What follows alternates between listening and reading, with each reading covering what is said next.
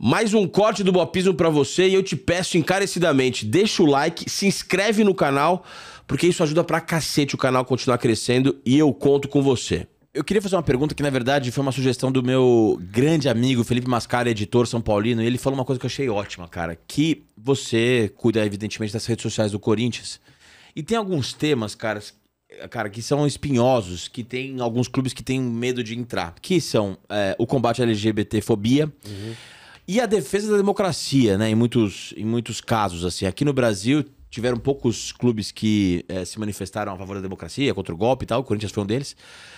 Cara, tem alguns temas que são...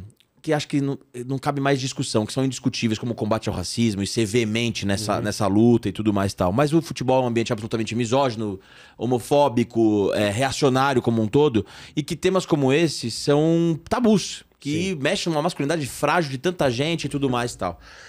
Como que você acha que dá pra abrir caminhos, e se é uma coisa que você, como o cara que tem ali a caneta no Corinthians, como que você pretende que o Corinthians se posicione diante desses temas que são hoje temas urgentes e atuais, como a LGBT, fobia, a transfobia, enfim, o racismo, a misoginia como um todo e a defesa da democracia? A gente tem na mão um canal muito forte que atinge muita gente, que tem que ser usado de forma inteligente. E se eu for errar na dose, eu sei para que lado que eu vou errar.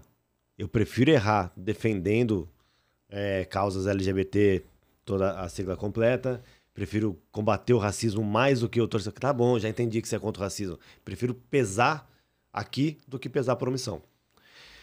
Hoje é dia 13 de maio. A gente não postou nada, só hoje é dia internacional para a abolição da escravatura. Mas não é uma data celebrada.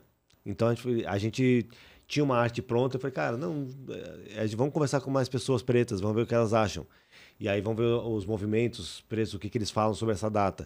E aí a gente entendeu que não é uma data para ser comemorada, celebrada, que existem outros movimentos, outros momentos para a gente falar disso. E ao mesmo tempo, não pode ser uma coisa protocolar, porque a gente vê antes do jogo da Sul-Americana, os jogadores abraçados, 5 minutos de jogo já tem manifestação racista, que no máximo vira uma nota, uma advertência, vira uma multa simbólica. Então isso é muito dolorido. E o Corinthians é um time que tem na sua história a democracia corintiana como um dos movimentos mais extraordinários de um time de futebol no mundo. E eu acho que é um compromisso que imagino que você tenha de alguma maneira de manter isso. A gente não tem muita noção do tamanho. No dia que a gente comemorou esse 25 anos do Mundial de 2000, o Peleja, @Peleja, fez um vídeo muito especial pro Encomenda contando essa história e assim contando a história de torcedores que foram nesse jogo. Que hoje talvez pessoas mais jovens vejam como eu via a invasão de 76, quando eu era criança, pela distância histórica ali. E aí você vê o tamanho de um time na vida da pessoa, o quanto que um time influencia na personalidade, faz parte do que a pessoa é, como a gente começou a falar no começo do programa. E eu acho que isso é muito relevante, você considerar que se esse seu time que te representa não se posicionar em certos momentos, você vai se sentir decepcionado. E ao mesmo tempo talvez você se sinta influenciado. Se meu time não fala sobre isso, eu não vou falar sobre isso. Então acho que tem esse valor, tem esse peso também. Então esse vídeo mostra, assim, é bonito do Peleja. Eu ia te contar uma outra história, mas o TDAH bateu aqui. Abriu uma aba errada aqui dentro. Mas eu ia te contar uma coisa relacionada a isso do sentimento do corintiano, de quanto você se identifica. Aí tem esse vídeo. Cara, me fugiu. Uma hora vai voltar e eu ia te falar uma coisa relacionada a esse. Quando eu falei da democracia corintiana, você falou... Lembrei. Era isso. Eu fui num jogo da Libertadores 2000 e alguma coisa. O Corinthians estreou na pré-Libertadores, numa cidade na Patagônia chamada Cobressal, que é uma cidade de mineradores. E era uma cidade que já chegou a ter, sei lá, 200 mil habitantes. As minas foram secando ali. Tinham mina de cobre. Tinham, sei lá, menos de 25 mil habitantes na cidade. Muita gente morava em containers, porque eram moradores temporários, trabalhando nas minas. E aí, nessa cidade, foi me procurar um cara, eu como repórter, falei, você trabalha com... Eu falei, não, eu trabalho na TV Globo, vim participar, quero te mostrar meu livro.